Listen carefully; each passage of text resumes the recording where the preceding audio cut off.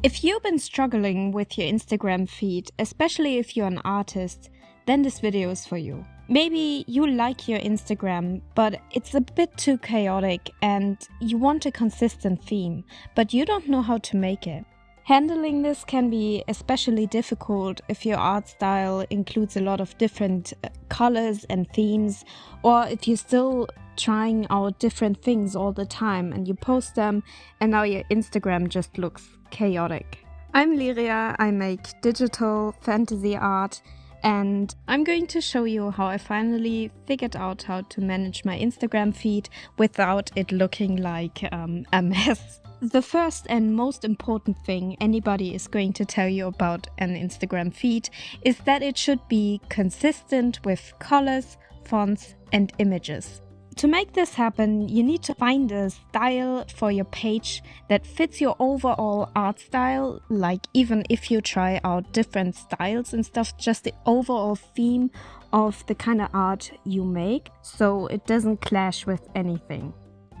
This can be very difficult if you use a lot of different colors and styles, but maybe if you are like me and you use a lot of different stuff, you can go for a neutral theme, like something white, gray or black, or just one color but that you think fits with a lot of stuff. So this here is what my Instagram used to look like. And this is what it looks like now. I think it's a little bit better, yeah, it's not quite as messy. I'm going to show you how to style your own feed, or like the guidelines to how I managed to figure it out. First, go and check out your Instagram and the way it looks now. Try to find out what really bothers you about it. Another thing when analyzing your page is the colors that you use. What colors are most prominent in your art already? You can use this as a guideline to figuring out the overall colors you want in your theme. In my case, since I use all the colors all the time, I thought the easiest thing to go with would be black, and also I just like a very dark contrast of black, also because I really like galaxy themes right now.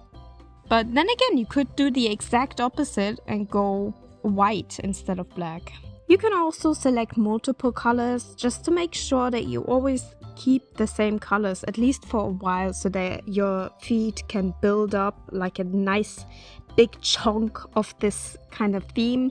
So when people click onto your Instagram, it's already set up in a way that looks consistent, and they can tell that you spend a lot of time on there posting and that you are an active account and maybe stay around and follow you, you know. It invites people to stay around and check out what you are going to do in the next time, like what you are going to post, and maybe they want to be art moods with you, just stuff like that. And since I made my theme like this, since I improved the look of it, I feel like more people that clicked onto my page actually stuck around. The colors you selected are supposed to give your feed balance and consistency. This is going to be very helpful and important to keep it moving, you know, because it's difficult to keep the balance and consistency if all your drawings are different. So you're going to edit your main drawing, like for example, I make these carousels in Instagram, and the cover of my carousel always has a dark gradient on top of the artwork, so it appears a little bit darker than the rest of my drawings on my feed. This lets me arrange my posts in a grid, and that's the next topic we're gonna talk about. There's a few different options that you can choose when it comes to your grid and the pattern you want your grid to have. Now you might think it would be very difficult to post in these patterns, but as of recently it's become easier because, well, when you post something, for example a reel, you can like throw it off your feed, so it's only in the reels section and not on your main profile anymore. But since recently you can actually get the reels back if you need it back, and then it's in the right order again. And I think that's very useful for planning these patterns, because you can't post 2 reels one after another and your pattern won't break, because you can just say, I keep this one and that one goes into the back rooms, the back rooms of the reels. Now, when you got your colors and your grid pattern, the last thing you actually need is fonts. Sometimes it's nice to give your posts or carousels little titles, just something that describes them. My last few were always just a color, I would say green, and then just post a bunch of green drawings I did at some point. And I like that, but sometimes it's something else. For example, if you make a series, I made a zodiac sign series, then I could post them with the title Zodiac Signs.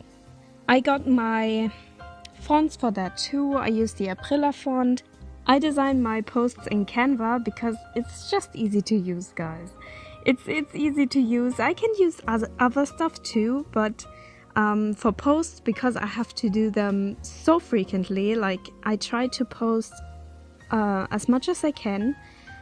I think the recommended amount on Instagram right now is 5 times per week, so you don't even have to post every day anymore. But I like how accessible it is just to make a few posts again and again and again and again and again. It's never ending. But yes, so I like to have that on Canva, also because it's very easy to keep track of your colors and your fonts and the styles you already used before. So the best way to find your own style is to analyze your Instagram feed, to go and figure out what works best with your drawings, and then just hop onto Canva or whatever tool you want to use for this and start designing your cover pages for the carousels and stuff. And you'll soon figure out what kind of style you want to go for, what you like and what you don't like. And then you can slowly start incorporating that into your Instagram feed.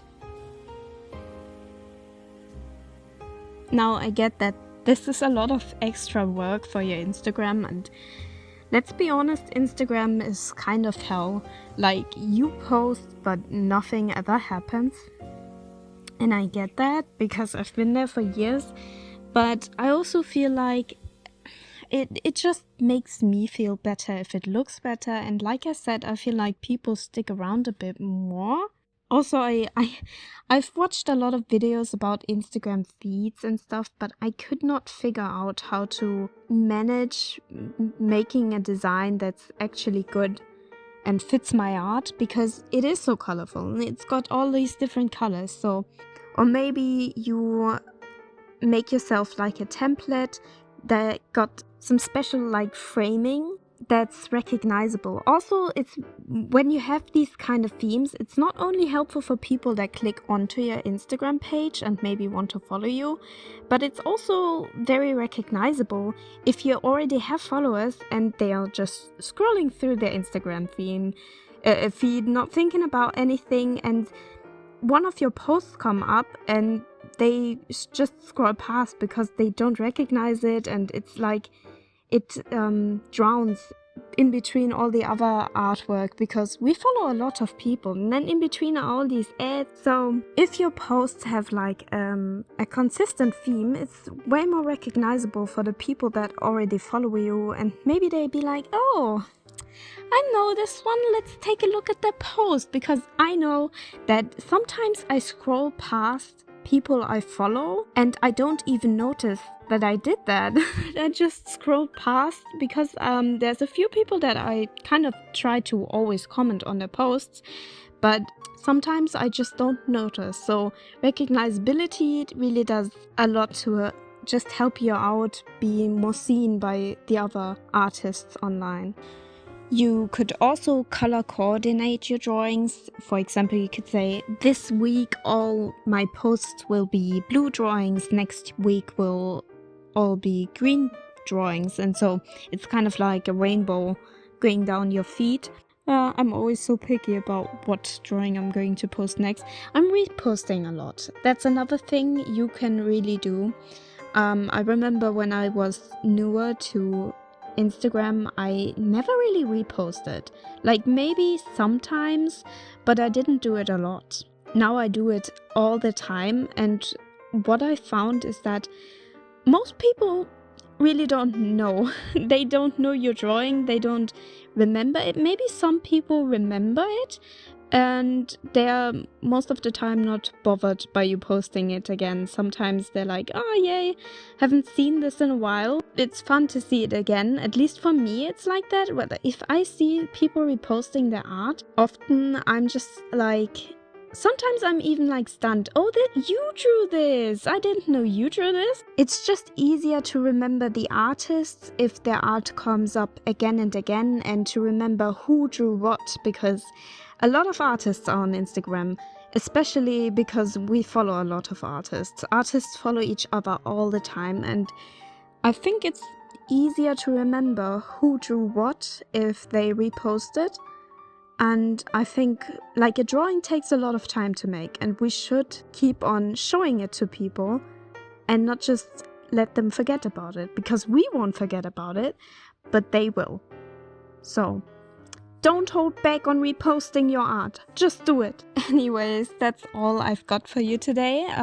I hope you liked this video. I'm going to make more. I post speed paints on Mondays, and on Thursdays I post these little art videos about random art topics I just came up with. And you can follow me on Instagram if you want to.